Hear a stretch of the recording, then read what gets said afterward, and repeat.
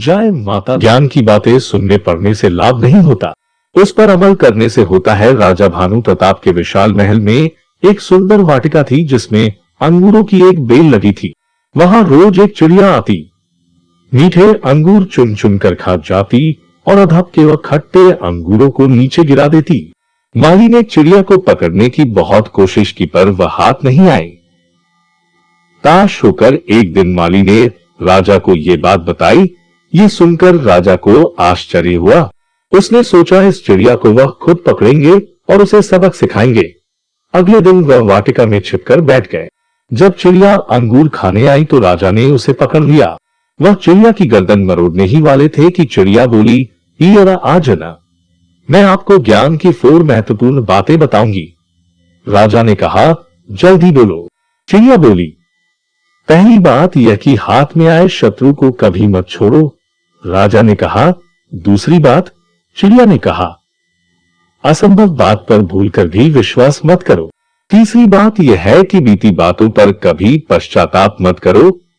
राजा ने कहा, "अब चौथी बात भी जल्दी बता दो।" इस पर चिड़िया बोली, "चौथी बात बड़ी गूढ़ और रहस्यमयी है। मेरी गर्दन थोड़ी ढीली करें क्योंकि मेरा दम घुट रहा है। कुछ सांस लेकर ही बता सकूंगी।" चिड़िया की बात सुन राजा ने अपना हाथ ढीला किया।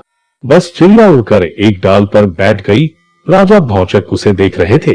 चिड़िया बोली, "ये राजन, चौथी बात यह है कि ज्ञान की बात सुनने और पढ़ने से कुछ लाभ नहीं होता, उस पर अमल करने से होता है। मैं आपकी शत्रु थी, फिर भी मुझे पकड़ने के बाद आप मेरी अच्छी सी बातों के बहकावे में आ गए और मुझे छोड़ दिया। अब तो आप अपनी गलती पर बस पछता सकते हैं।" इतना कह चिड़िया उड़ गई और राजा वहीं ठगे से खड़े रह गए। सत्संग में बताई गई ज्ञान की बातें जीवन में महत्वपूर्ण। मनुष्य को सत्य के रास्ते में चलने की पूरी कोशिश करना चाहिए और नकारात्मकता त्याग सकारात्मक भाव अपनाना चाहिए। सत्य की हमेशा जीत होती है। चीचा गांव में आयोजित 11 दिवसीय श्री रुद्र महायज्ञ रासलीला प्रवचन के 6वें दिन लखनऊ से आए स्वामी ओंकारानंद ने कही। उन्होंने कहा कि इंसान का सबसे बड़ा धर्म है कि कोई ऐसा कार्य न करे जिससे लोगों का मन दुखी हो। यदि आपके द्वारा किए गए कार्य से किसी व्यक्ति को ठेस या दुख पहुंचता है तो अवश्य ही पुण्य प्राप्ति नहीं हो सकती। स्वामी ब्रह्मा चैतन्य ने कहा कि मनुष्य को देवता पुरुष बनने की कोशिश करना चाहिए। बाबा विनोद ने कहा कि आत्मा तो सभी के शरीर में निवास करती है, लेकिन कुछ लोग ऐसे होते हैं जो अच्छे कार्य करते हैं। ऐसी आत्माओं को महात्मा या श्रेष्ठ पुरुष कहते हैं। व्यासांजलि ने भी ज्ञान की गंगा बहाते हुए लोगों को सत्संग में जाने पर जोर दिया। साथ ही सत्संग में बताई गई बातों को जीवन में अमल कर उतारने की सलाह दी।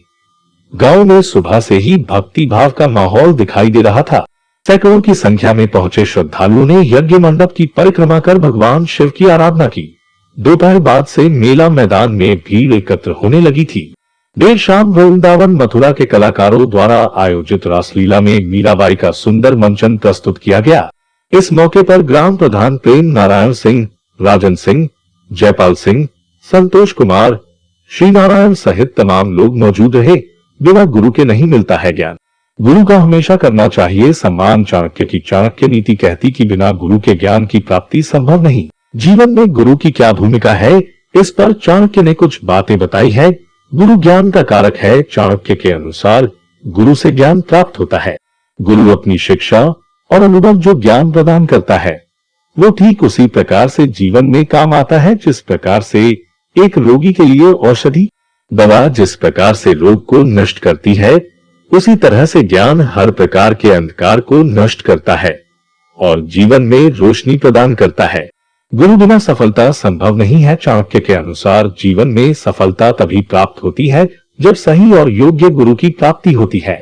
जीवन में योग्य गुरु की प्राप्ति श्रेष्ठ उपहार से काम नहीं है। ज्ञान का प्रयोग किस तरह से करना चाहिए, इस बारे में गुरु का मार्गदर्शन बहुत ही महत्वपूर्ण होता है।